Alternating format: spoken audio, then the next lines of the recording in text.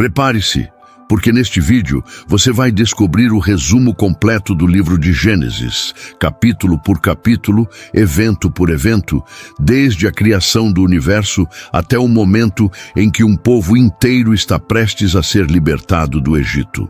Você vai entender como tudo começou, quais foram os primeiros erros da humanidade, as alianças divinas que mudaram o curso da história e como os bastidores celestiais influenciaram os destinos de homens simples que, por causa da fé, se tornaram os pilares de uma promessa eterna. E o melhor, tudo isso contado numa sequência envolvente que conecta cada história como peças de um grande quebra-cabeça divino. Mas atenção! Nada do que você vai ouvir aqui é por acaso. Cada detalhe foi arquitetado para te revelar o plano de Deus em ação, mesmo quando tudo parecia desabar.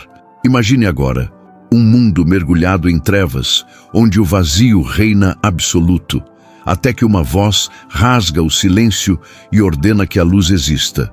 Essa mesma voz acompanha cada personagem que você vai conhecer: Adão e Eva, Caim e Abel, Noé, Abraão, Jacó e José. Homens e mulheres que enfrentaram conflitos, perdas, traições, sonhos e milagres. Gênesis não é só o primeiro livro da Bíblia. Ele é o DNA espiritual da humanidade, o ponto de partida que revela quem somos, de onde viemos e o que Deus espera de nós. Então não ouse pular nenhum segundo, porque a cada tópico, novas verdades serão reveladas. E quando você menos esperar, já estará dentro da história. Então, vamos começar. No princípio, havia apenas o vazio, um silêncio tão denso que parecia sussurrar o segredo de uma eternidade intocada. Nenhuma estrela brilhava, nenhum vento soprava, nenhum som ousava existir. Mas então, como o estrondo repentino de um trovão em céu limpo, uma voz ecoou: haja luz. E nesse instante, o universo piscou. A luz cortou a escuridão como uma espada de fogo, revelando formas, cores, contrastes, a dança inaugural entre o dia e a noite. Deus, o artista invisível, pincelava o cosmo com intenções eternas. Céus se estenderam como tendas, mares foram contidos por limites invisíveis, e a terra, antes informe, passou a dar frutos, flores, sementes e árvores. Um desfile de criações ganhou forma: o sol para governar o dia, a lua como guardiã da noite, aves cortando os céus com asas abertas, peixes deslizando nas profundezas, animais pisando firme sobre o solo recém-formado. Mas o clímax de toda essa sinfonia criativa veio ao final, quando o próprio Deus se abaixou para moldar o homem com suas mãos. Um sopro, e o barro ganhou alma. Adão abriu os olhos diante de um jardim que era mais que belo, era perfeito. Um paraíso chamado Éden, onde tudo era harmonia, inclusive a relação entre Criador e criatura. E como um presente envolto em mistério, Deus lhe deu uma companheira, Eva, tirada de sua costela, não de sua cabeça para dominá-lo, nem de seus pés para ser pisada, mas de seu lado, para caminhar com ele. O jardim era deles, mas havia uma única regra, uma única árvore proibida. E foi exatamente aí que a serpente entrou em cena, não rastejando, mas sussurrando. Com palavras doces e venenosas, ela planta uma dúvida, e a mordida do fruto proibido muda tudo. A vergonha os veste com folhas, o medo os esconde entre as árvores, e a expulsão os arranca do paraíso como folhas levadas pelo vento. Mas a história deles não termina na saída do Éden, porque Eva ainda traria filhos ao mundo, e entre esses filhos nasceriam as primeiras cicatrizes da humanidade. Cicatrizes que manchariam a terra com sangue, revelando até onde a natureza humana seria capaz de ir. Do ventre de Eva, a vida floresce novamente. Dois irmãos surgem como sementes lançadas em solo sagrado: Caim, o lavrador, e Abel, o pastor.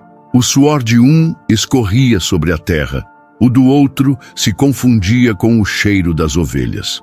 Dois homens, duas ofertas, dois corações e um só altar. Ambos se aproximam de Deus com o que têm, mas algo invisível, imensurável e profundo diferencia suas ofertas. Deus se agrada de Abel e o céu sorri para ele. Mas Caim sente o peso do desprezo divino como uma lâmina fria contra o peito. Seu semblante cai, e com ele, a barreira que ainda o separava da escuridão interior. A inveja toma forma, encarnada num olhar, num gesto, numa decisão. Um convite de Deus para dominar esse impulso é ignorado, e o campo se torna palco de um silêncio trágico. Abel não volta para casa. O chão, até então fértil, agora bebe sangue inocente. E grita. Caim, confrontado, mente, desvia, nega. Sou eu o guardador do meu irmão? Mas Deus já sabia. O castigo não tarda. Caim é marcado, não para morrer, mas para vagar. Um andarilho sem raízes, condenado a colher o que nunca poderá plantar em paz. E mesmo assim, a vida insiste. Eva dá à luz Sete, e é com ele que uma nova esperança brota. Da sua linhagem surgem homens que começam a invocar o nome do Senhor como se quisessem, através da adoração, costurar o rasgo que havia se aberto entre céu e terra. Mas o tempo passa, e a humanidade se multiplica. Multiplica-se também a violência, a arrogância, a desordem. Homens poderosos surgem, gigantes da maldade dominam os dias, e os pensamentos humanos se tornam continuamente maus. Como fumaça tóxica, o pecado se espalha por toda a criação. E é nesse cenário sombrio, quase sufocante, que um nome surge como luz no meio das trevas. Um homem justo, íntegro, diferente. E o seu nome era Noé. Enquanto o mundo se afundava num mar de maldade, onde cada gesto era um reflexo da corrupção do coração humano, um homem caminhava na contramão da multidão. Noé. Em meio ao barulho dos crimes, risos debochados e festas que zombavam da santidade, ele ouvia uma voz que ninguém mais conseguia escutar. Deus o escolhe e lhe entrega uma missão que aos olhos humanos beirava o absurdo: construir uma arca colossal no meio da terra seca. Imagine martelar madeira sob o escárnio dos vizinhos, cortar vigas enquanto o céu ainda estava azul e explicar dia após dia que algo invisível, um dilúvio, estava por vir. Por 120 anos, Noé persevera. Cada prego cravado era como um sermão sem palavras. Até que o tempo de aviso se esgota, os animais chegam, de 2 em 2, como que guiados por uma mão invisível. E quando Noé e sua família entram na arca, as portas se fecham, seladas por Deus. Então, o céu muda, nuvens escuras avançam como exércitos, trovões rugem como feras acordadas e gotas pesadas começam a cair, uma depois outra, até que as comportas do firmamento se rompem com um estalo. Ao mesmo tempo, as fontes das profundezas explodem, a terra treme, as águas sobem. O que era vilarejo vira rio, o que era campo vira abismo. Gente corre, grita, bate às portas da arca, mas já é tarde. Durante 40 dias e noites, o mundo é varrido. A arca balança sobre ondas furiosas, mas não afunda. Quando tudo ao redor é destruição, ali dentro há vida preservada. Passam-se semanas, meses, até que a arca repousa sobre um monte. Um corvo, depois uma pomba, sinalizam o começo de um novo tempo. E quando Noé pisa em terra firme, o primeiro gesto é erguer um altar. Deus responde com um arco de cores, um pacto de misericórdia, que costura céu e terra numa aliança eterna. Mas a natureza humana, essa não muda tão fácil. Noé planta uma vinha, bebe do vinho, e ali, no calor da embriaguez, a fragilidade do novo mundo já começa a dar sinais. Seus filhos reagem de formas distintas à sua nudez, e o que deveria ser um recomeço já traz os primeiros conflitos. A humanidade cresce de novo, se espalha, e ao invés de se voltar para Deus, decide mirar os céus de outra forma, com tijolos, palavras e um orgulho que vai se erguendo até formar uma torre que tentaria tocar o próprio trono de Deus. Eles falavam uma só língua, um só povo, Um só propósito, unidos, não por fé, mas por vaidade. A humanidade crescia novamente, se reerguia dos escombros do dilúvio com pressa e orgulho. E foi no coração de uma vasta planície chamada Sinear que um plano audacioso tomou forma. Vamos construir uma cidade e uma torre tão alta que toque o céu. Não bastava viver. Eles queriam deixar um nome, marcar presença, fincar um legado que jamais fosse esquecido.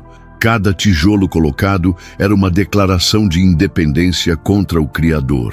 Cada metro a mais da torre era como uma lança apontada para o trono celestial. A fumaça das fornalhas subia, os martelos ecoavam e a poeira da soberba cobria tudo ao redor. Mas o céu observava. Deus desce, não porque ele não sabe o que está acontecendo, mas para mostrar o quanto o homem, mesmo em sua arrogância, continua pequeno diante do infinito. E então, sem tocar em um só tijolo, Deus embaralha as palavras. Um simples passo-balde vira um "me dá a estrela", e o caos linguístico transforma a construção em confusão. Gente falando, gritando, gesticulando, tentando entender, sem sucesso. O que era unidade vira desordem. A torre, inacabada. A cidade, abandonada. E Babel se torna um monumento ao fracasso humano de alcançar o céu por suas próprias mãos. Aquele povo se espalha, carregando línguas novas, costumes diferentes e corações ainda distantes do Criador. Então, num corte súbito, o roteiro muda de escala. O zoom divino sai das multidões e foca em um único homem. Um nome entre tantos. Um rosto entre as multidões dispersas. Abrão. Um homem de idade avançada, sem filhos, sem herança visível, mas com um coração que ainda pulsava com fé. É a ele que Deus se revela, e o que começa como um chamado se transforma na promessa mais ousada da história. Uma promessa que atravessaria séculos, desertos e provações inimagináveis. Ele não sabia exatamente para onde estava indo, só sabia com quem estava indo. Abrão deixa tudo para trás, sua terra, sua parentela, suas certezas, e parte rumo ao desconhecido, guiado por uma promessa que ainda estava envolta em névoa. Eu farei de ti uma grande nação. Ele era velho, sua esposa estéril, e mesmo assim seus passos ressoavam sobre a areia como se cada pegada já estivesse escrita na eternidade. Onde acampava, erguia altares. Onde pisava, deixava sinais de fé.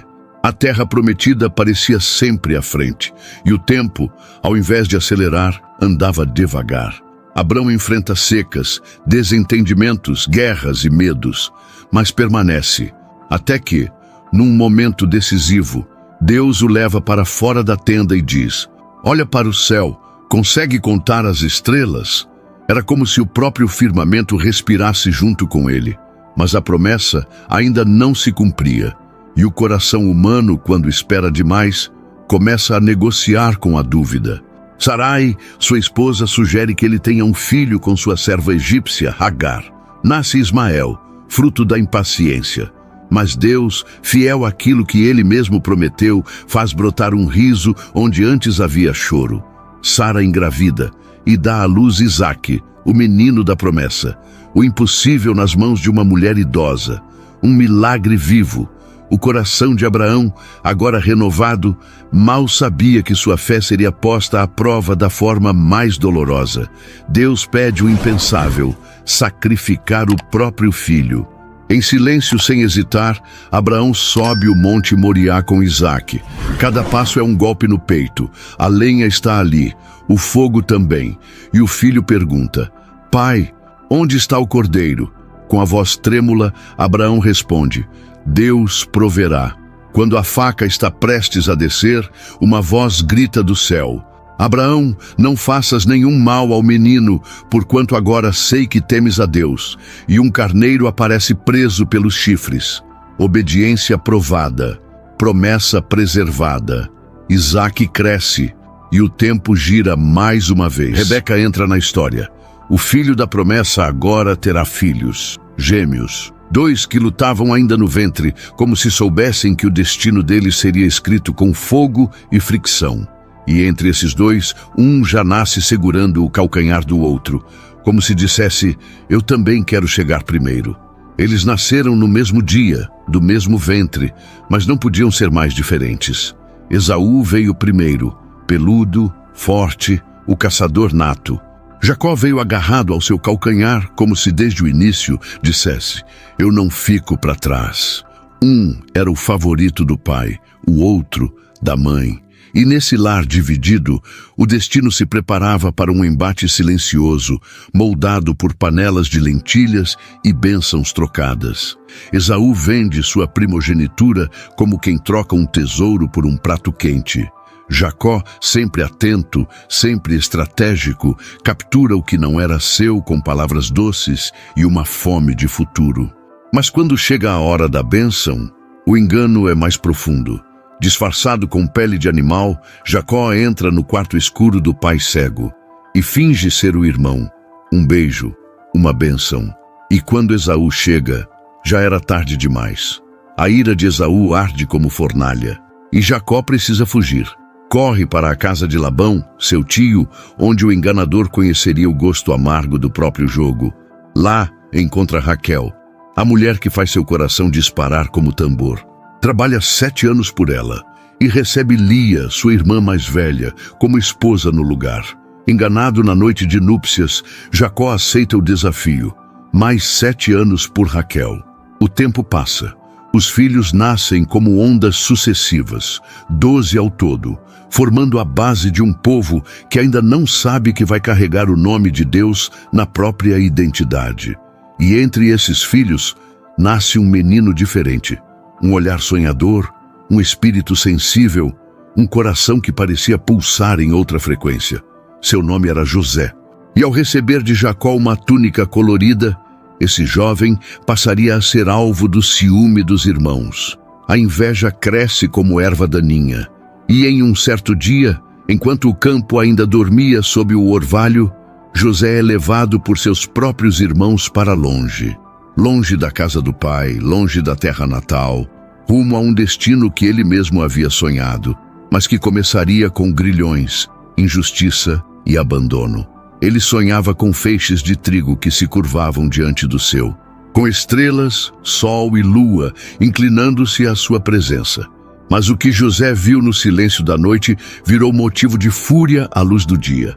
Seus irmãos, consumidos pela inveja, tramaram o impensável. Arrancaram-lhe a túnica colorida, símbolo do amor paterno, e o lançaram numa cisterna seca. A terra engoliu seu grito. Depois foi vendido como mercadoria, como se sonhos pudessem ser leiloados por moedas de prata.